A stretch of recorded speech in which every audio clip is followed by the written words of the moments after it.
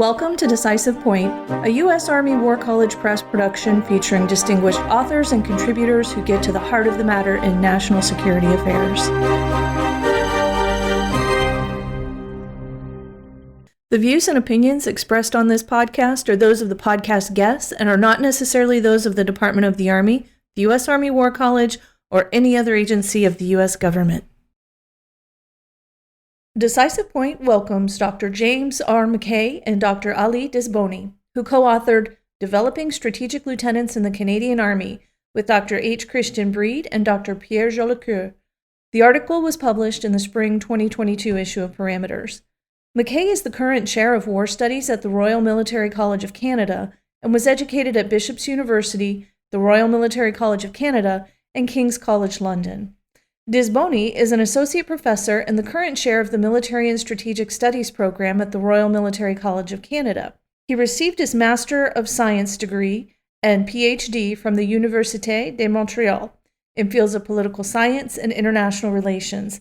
He's fluent in Arabic, English, French, and Persian. Breede is an associate professor of political science at the Royal Military College of Canada and the deputy director of the Center for International and Defense Policy at Queen's University, as well as the associate chair of the Royal Military College's Public Administration program.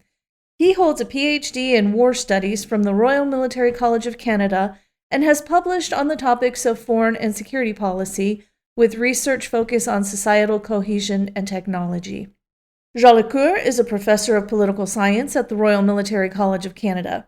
A specialist of the conflicts in the former Soviet republics, he's currently writing a book on Russian foreign policy. Thank you both for your contribution to Parameters and for joining me on this podcast today. The Parameters Strategic Lieutenant Series asks, what leads governments to reform entry-level officer professional military education, the global strategic environment or the domestic political environment? Your article says the Canadian answer tends toward the latter.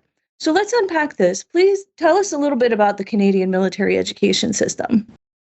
The Canadian military education system for junior officers is oriented on a couple of sources. You have those that enter the officer corps through the Canadian military colleges, which, like American military colleges, are degree-granting institutions. We have two of them, but they are tri-service. So what that means is at the Canadian Armed Forces level, we're primarily educating them and socializing them into the profession of arms. The services handle the lion's share of the training. And I say lion's share because some of it does belong to the Canadian Armed Forces. So they tend to be a 4-year degree program with 4 pillars, which include physical fitness, second language, so everyone has to meet a certain standard of the other official language, the degree, and the military training they do receive at the college, which is tri-service and tends to focus on general service requirements that would be applicable whether they're a soldier, sailor, or aviator. What have been the drivers or sources of change within the Canadian Armed Forces? I'm going to answer this by describing 2 games. The first is the long game, and that's the need for institutional reform that takes multiple years, straddles electoral cycles, straddles the crises that occur in the international system that necessitate responses to force. The short game is how an armed force like the Canadian Armed Forces needs to be able to respond to the shifting domestic and international situations. The challenge with that is it can rob the long game of resources. The demands of the short game can be too great. But having said that, the biggest driver for change, which creates the long game, was a concern in the immediate post-Cold War that Canadian Armed Forces performance in international operations was not sufficiently reflective of Canadian values. We had an incident that became a national scandal, and public demand was significant for reform and that the armed forces operate in ways that Canadians would be comfortable with. Now, this is unusual because, generally speaking, foreign and defense policy are not normally significant political issues. There's been a rough, broad consensus. So, in that sense, when it comes election time, all politics tend to be local. So you might not win an election as one of our political parties from a foreign or defense policy issue, but you could lose one, which means they tend to focus on domestic. So we've had adjustments occur as a result of the short game. which can influence the ability of the institution to continue to focus on reform. But the real driver was public demands. One point comes to my mind is the 1990s new generation of peace operation. And that new generation of peace operation obviously required, as James was saying, the long game thing, some skills beside the training, like properly military training.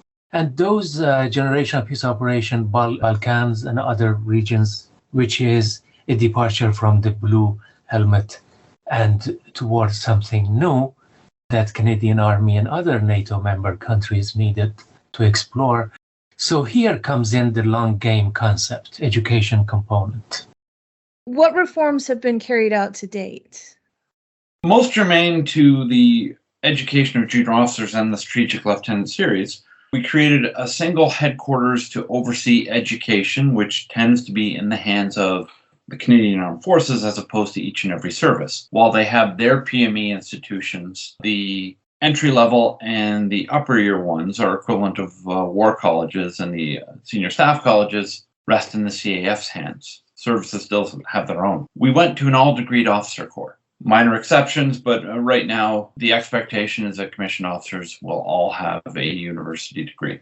We began to reform our publications that talk about the foundational material of Canadian civil military relations and the foundational material of leadership. So leadership manuals that lay out the doctrine, so to speak, for how we lead, and that was in the hands of a leadership institute hosted by the headquarters that oversees education. We also, and it's in the middle of a rewrite, created a publication that explains the profession of arms and that relationship between state, society, and its armed forces. We also engaged in reform at the Canadian military colleges and created a core curriculum. Those familiar with post-secondary education will recognize this as the adoption of a liberal arts philosophy, which meant that we looked at what officers ought to know, translated it across into academic courses, and then said, right, regardless of degree program, all officers should take, and there's a variety of courses in history, political science, literature, that four-letter word for arts folks, math,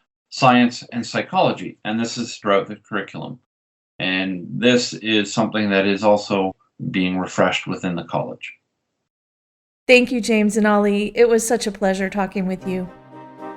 If you enjoyed this episode of Decisive Point and would like to hear more, look for us on Amazon Music, Spotify, Apple Podcast, Stitcher, and any other major podcast platform.